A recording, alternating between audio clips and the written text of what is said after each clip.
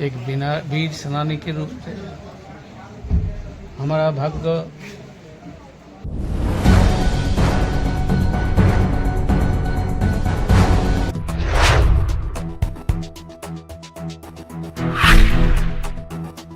Bistupur Sreeleathers showroom में नेताजी सुभाष चंद्र बोस के 128वीं जयंती पर श्रद्धांजलि सभा।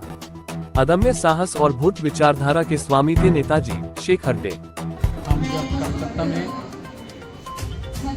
स्टूडेंट थे उस समय एक क्रांतिकारी नेता जिनका नाम जगदीश जवाहरदार है, उन्होंने नेताजी सुभाष चंद्र बोस के डायरेक्ट शिष्य थे, जेल में भी थे।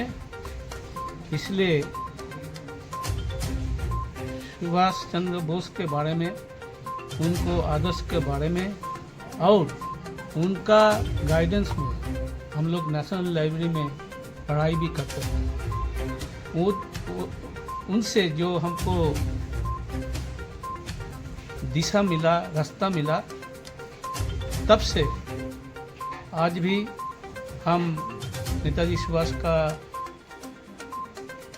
जीवनी, उनका दिखाया हुआ रास्ता हम समझते हैं। इस प्रजन्म के जो लोग हैं, उन्होंने सब तरह का रास्ता दिखाया हुआ, उन्हें जाने, उनके पढ़े तो अपना रास्ता नहीं। हम लोग को हमेशा दिमाग में रखना है, ये जीवन कभी भी कुसुमातीर्ण नहीं है। हमें ये जीवन को उसी ढंग से देखना है जो हम नेताजी सुभाष का दिखा हुआ।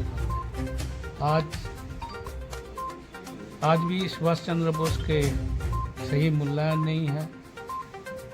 ये दुनिया में जितने बड़े बड़े स्टेट्समैन हुआ, राजनेता हुआ, दार्शनिक हुआ, अंतर्जातीय स्तर पर नेताजी सुभाष चंद्र बोस जो प्रतिष्ठा रखे हैं, हमेशा जहाँ पर भी लड़ाई हुआ, वो आयरलैंड के लड़ाई हो, डिवेलर का समर्थन किया था। जहाँ पर भी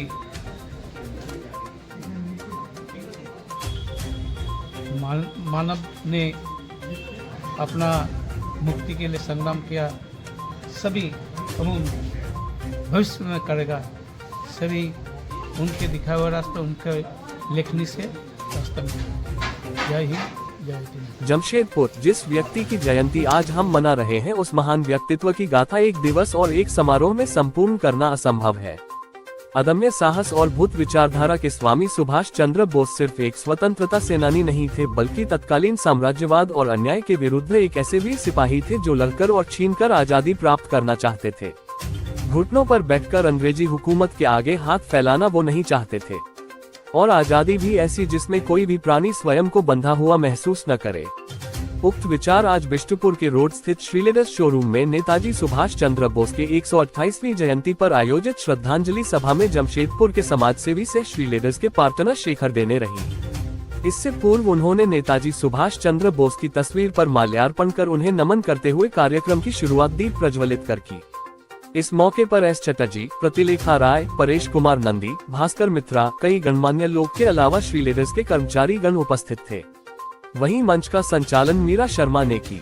श्री शेखर डे ने आगे कहा कि आज आजादी के 75 वर्षों बाद भी महिलाओं पर कई सारी पाबंदियां हैं, पर सुभाष चंद्र बोस ने आजादी के कई वर्ष पूर्व ही इन पाबंदियों को तोड़ दिया था और बाकायदा अस्त्र और शस्त्र चलाने की ट्रेनिंग देकर महिलाओं की फौज तैयार की थी।